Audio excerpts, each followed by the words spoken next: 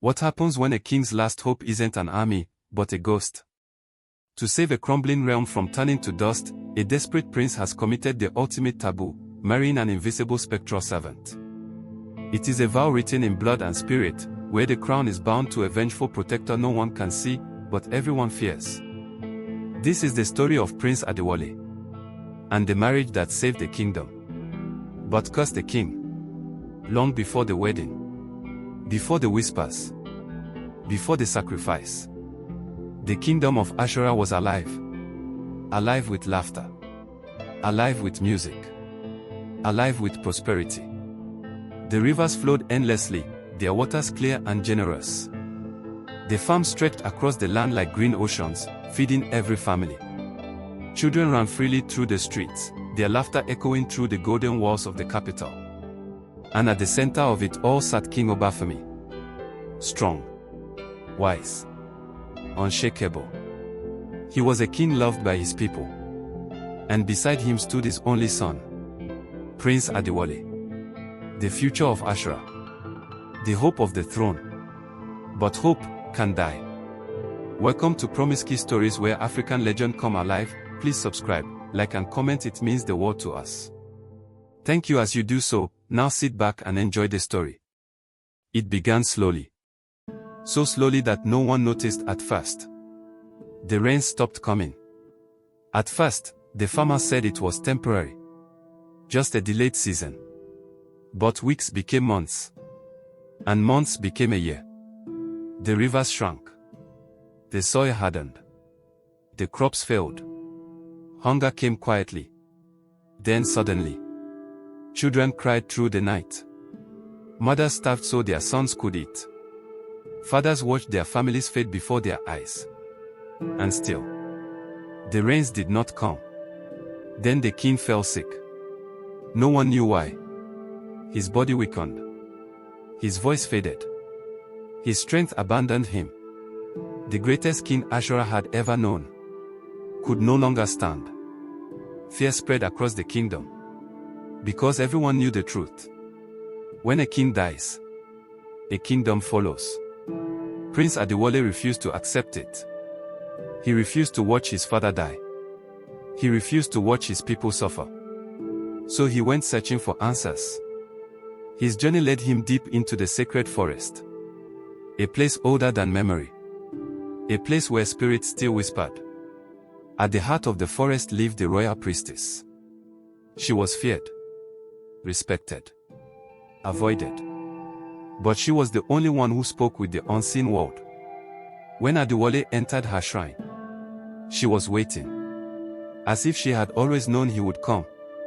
She looked at him. Not with surprise, but with pity. And that was when he knew something was terribly wrong. She told him the truth. Long ago, before he was born, before his father was king, Ashura made a promise. A sacred pact with a spirit. An invisible servant who protected the kingdom.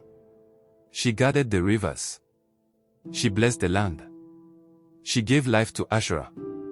But spirits are not servants. They are partners. And partners must be honored. Over time, the kings forgot her. They stopped honoring the pact. They stopped showing gratitude. They began to rule as if the power was theirs alone. And now, she had withdrawn her protection. She had allowed the kingdom to suffer. She had allowed the king to fall. Not out of cruelty, but out of justice. Adewale asked the only question that mattered. How do I save my kingdom? The priestess hesitated. Because she knew the answer would destroy him. She told him the spirit had made a demand. A demand for balance. A demand for loyalty. A demand for marriage. She wanted a husband. She wanted the prince. Adewale felt the world collapse inside him. Marry a spirit. Marry something he could never see. Never touch. Never understand. It was madness. It was terror. It was sacrifice. He left the shrine in silence. But the truth followed him. When he returned to the palace, he saw the suffering with new eyes. He saw the empty faces, the starving children, the dying hope.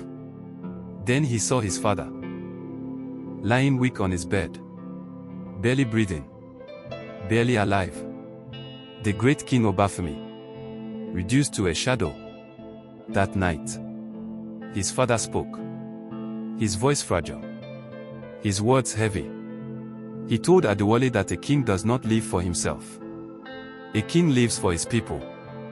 A king sacrifices for his people, even when it cost him everything. Those were the last strong words his father ever spoke. And in that moment, Adewale made his decision. The wedding was announced, but there was no celebration, no joy, only fear.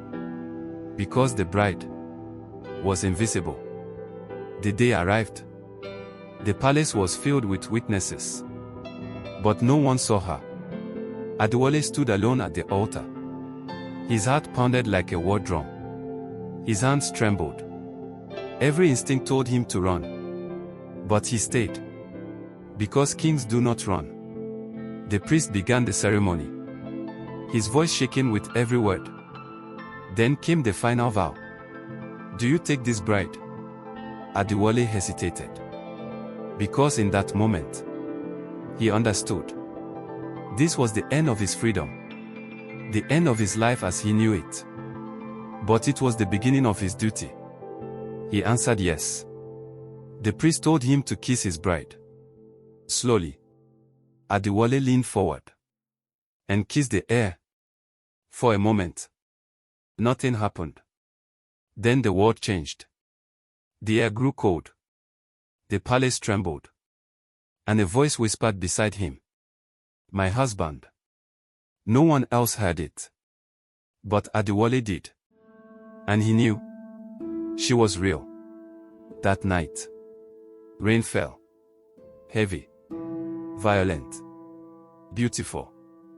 The rivers filled again. The land drank deeply. Life returned. The kingdom was saved. And by morning, the king opened his eyes. He was alive. Ashura rejoiced. They called it a miracle. They called Adewale a hero. They called him king. But they did not know the truth. They did not know the cost. Because from that day forward, Adewale was never alone. He felt her presence everywhere. In the quiet moments. In the darkness. In his dreams. She walked beside him. She watched him. She belonged to him. And he belonged to her. Years passed. Adewale ruled wisely. He protected his people. He honored the pact. And Ashura prospered. But his crown was heavy. Because it was shared. One night, he asked her a question. Why did you choose me? Her voice answered softly. Because you chose your people over yourself. Because you kept your promise. Because you were willing to sacrifice. He asked her another question. Will I ever see you? She was silent. For a long time. Then she spoke. If you see me, you will die. Adewale felt fear wrap around his heart. Not because he would die, but because he finally understood. He had not simply married a spirit. He had bound himself to eternity. He had traded his life for his kingdom's survival.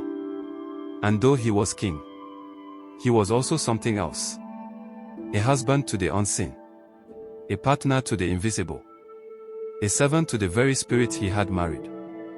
He had saved his people. He had saved his father. He had saved his kingdom. But he had lost himself. Forever. Because some sacrifices do not end. Some vows cannot be broken. And some crowns are paid for with the soul. So remember this. If you ever hear of a kingdom that never falls, if you ever hear of a land that never dies, look closer. Because somewhere in the shadows, a king may be standing beside a bride. Only he can see.